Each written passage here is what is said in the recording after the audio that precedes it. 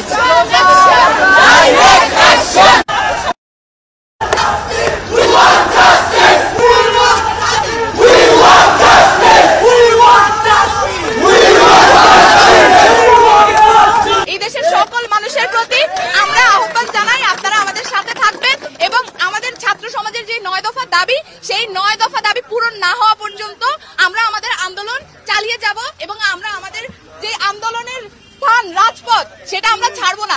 সকল বিশ্ববিদ্যালয়, school, college সবখানের শিক্ষার্থীরা আজকে ক্ষিপ্ত, কারণ এতগুলো শিক্ষার্থীদের বুকে গুলি চালানোর নজির বাংলাদেশের কোনো আন্দোলনে নাই।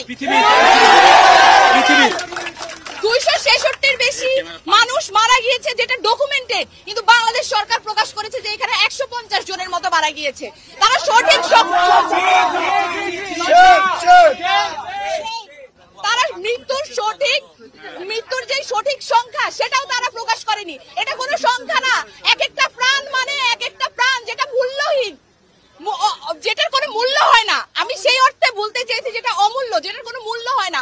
তারা যেইভাবে আমাদের শিক্ষার্থীদের উপরে গুলি চালানো, গুলি চালিয়ে তারপরে আমরা দেখলাম কি সেই প্রধানমন্ত্রী যাদের তরফ থেকে আমাদের শিক্ষার্থীদের বুকে গুলি চালানোর নির্দেশ দেওয়া হয়েছে, তারা এসে আমাদের যে শিক্ষার্থীদের যারা মারা গিয়েছে তাদের স্বজনদেরকে বুকে আগলিয়ে তারা হচ্ছে কান্নাকাটি করছেন, মায়া কান্না দেখাচ্ছেন, কান্না দেখাচ্ছেন। এবং আমরা আরো কি দেখেছি, আমরা আরো এটাও দেখেছি, ছাত্রলীগের যেসব সন্ত্রাসী বাহিনী, যেসব মেয়েরা আমাদের ছাত্রীদের উপরে হামলা করেছে তাদেরকেও তিনি বুকে টেনে নিয়েছেন।